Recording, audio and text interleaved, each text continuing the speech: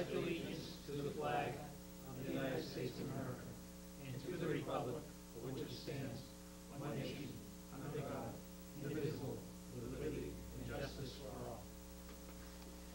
Greetings, everyone. First item on our agenda is swearing in of new police lieutenant, Mr. Balakonis. Board members, thank you. I'd like to submit for your approval and swearing in this evening Dan Jones as the new permanent police lieutenant. I want to thank him for all of his efforts. He's done a great job. It's been a pleasure to get to know him over the last 3 years. As you know, Lieutenant Jones has been serving in an acting capacity, and until we were able to deal with all the permanent appointments, and we've now gotten to a point where Lieutenant Jones is the final permanent appointment in the police department, hopefully for the foreseeable future. And I would ask that he and Town Clerk Barberstadt step forward for the swearing in.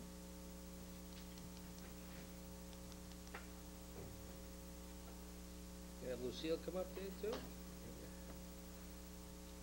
And the chief. Chief, yeah.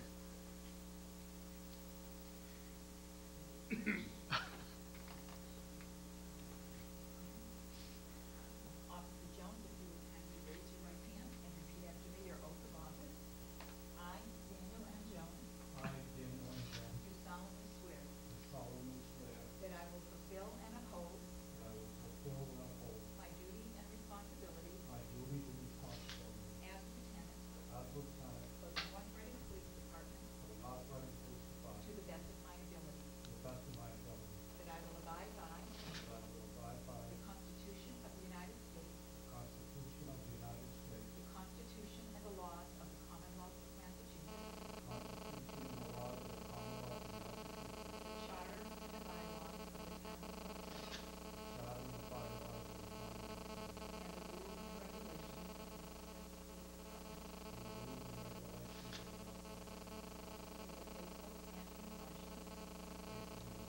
discharge and performance discharge and of the duties and obligations duties and obligations as police lieutenant as a police lieutenant for the town of North Reading for the Town of North Reading for the term of my appointment. for the term of my appointment. Congratulations, Lieutenant.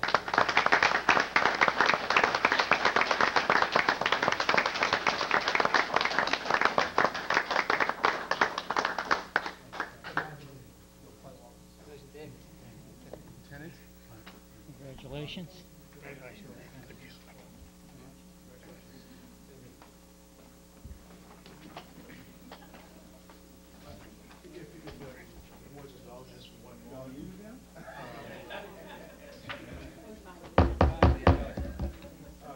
With a great pleasure, we've seen, witnessed tonight the swearing in of our second permanent lieutenant. Lieutenant Jones, as a sergeant, was an exemplary sergeant. He was one that was able to translate his life's experiences from his work life, family life, his military life, into practical skills and experiences for the police department. That's exemplified by our firearms training program, which is going on this week up at the Andover Firearms Training Group. And we have great expectations that this experience that Dan has brought with him in his career as a sergeant will carry over as a lieutenant. And Lieutenant Brenner and myself in the department are looking forward to working with Dan in the future. Thanks, Dan.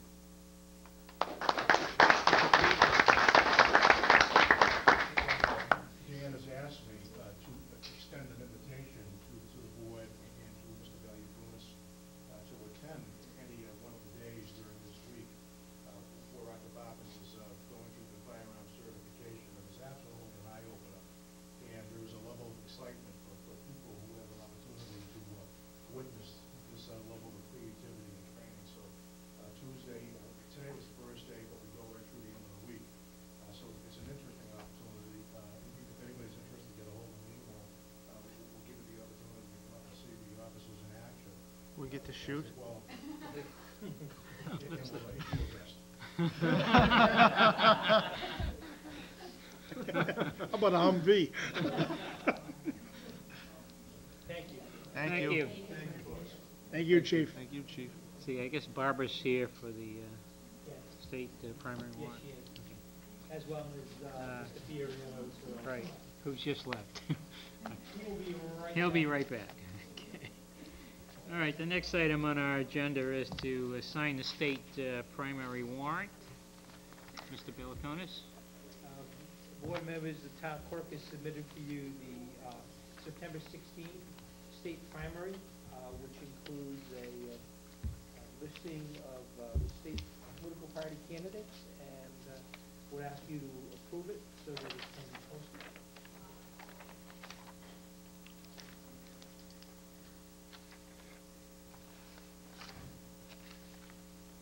I'll entertain a motion. Mr. Chairman, I move to sign the September 16th, 2008 state primary warrant. Second. Motion by Mr. Harris, seconded by Mr. O'Leary. Barbara, do you have any comments? Just saying, because it's my warrant, so. Okay. Questions, comments? Short and sweet. Short and sweet. All in favor? Aye. Opposed? Unanimous? Michael has the warrant, I believe. I do.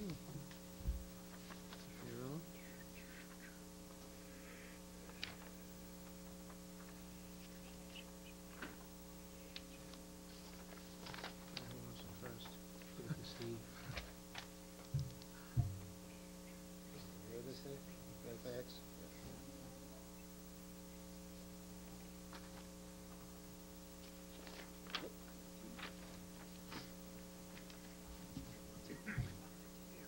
Yeah. Yeah. Make sure you get the black pen. I think that's right.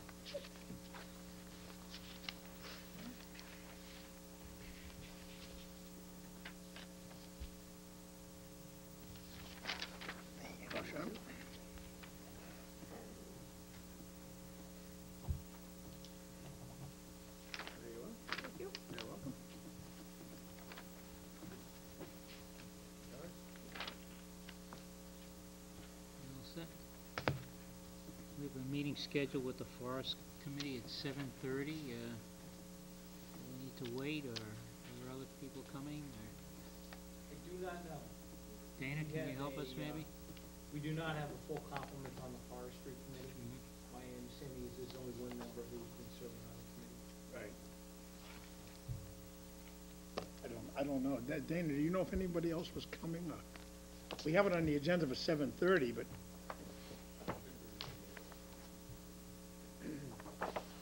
No? Shall we move forward with it Yeah, I then? would- I would suggest that that would be appropriate. yeah. Okay. Mr. Beliconis. Board members, just in your packet labeled number 4, is some background information on recent activities involving town forest. The town on June 9th did sign a letter of intent with a consulting forester for development of a forest management plan for 67 acres at Swan Pond Road. That was done at the urging of Mr. Rowe, who was very involved in that process. We have signed up. We have not yet received a copy of the forestry management plan, so we are awaiting that at this point. You may recall also, recently there was an article in the newspaper about the school department, which has done a similar activity. And one of the possible outcomes as a result of the forestry management plan would be hiring a professional to come in and do some removal of selected trees. Those trees represent some potential earnings to the town, so we want to be careful. I'll leave it to Mr. Rowe to explain the advantages of forest management plan, because I know he's far more qualified than I am to do that. But there are certain economic benefits to us to do this in addition to promoting a healthy forest. I would turn it over to Mr. Rowe if you'd like to have some further comments. Dana? Well, the reason tonight I'm mainly here is I'd like to see if Dana, maybe you could come up closer to the mic, just so that,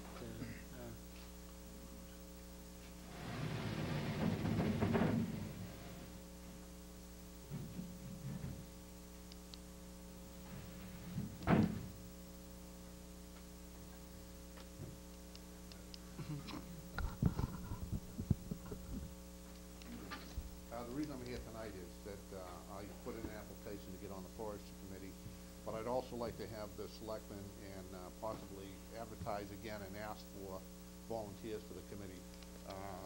I appreciate Bob putting me on here kind of last minute real quick, and I appreciate it. But I don't think we're gonna be able to do a cutting this year. I've gone over a lot of the information I had on the paperwork, and it's gonna take the number of people to do it. One of the things is, I did go through some of the information in here that we had on the previous forestry committees, and I'm not sure exactly how we did it. I know what we did, we advertised, people sent in applications. It was done like, well, it probably should be done now, where if you wanna, I believe we did it in September and October. If you wanted to cut on any of those weekends, you had to send in an application, it was just for residents, on what weekend, whether it was morning or afternoon. We did it just, I believe, on Saturdays and Sundays, as to when you could do it. And we did it on a first come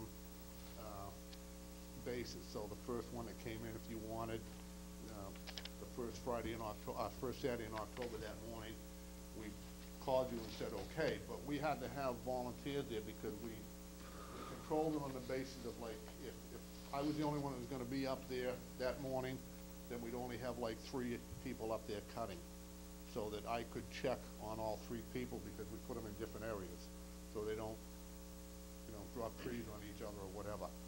Plus, we also have to find out whether or not you've ever used chainsaws or equipment and you know what you're doing, because in some cases, all you could do would be stuff that's on the ground, because you're not familiar with dropping trees and so on and so forth. And so we have to go through all of that stuff before we can do it. So I think it's a lot of work. And right now, the only one that's on the committee is Steve Nathan, and I've called him a couple of times, but I really haven't been in close contact with him. But I would say we probably need at least 5 or 6 people on the forestry committee. And then on top of that, we need volunteers. Now, I have talked to a couple of people that would probably put in some time as far as volunteering, but they do not want to, you know, serve on the forestry committee as such. I did talk to the forester today. He will have that program probably, I believe, in another month. He will have that program back to you people to go over and do what you want to do with it. The advantage of the program, the forestry program, is number one, the land hasn't been managed up there for years, and it should be, just to take out some of the older growth, trees that are mature. It allows for better growth, for newer growth. The school has expressed an interest in having their students involved with their, you know, different science classes, going up there and doing some of the work, so on, you know, on that basis. So I think the program will go, but I think this is really 2 separate things.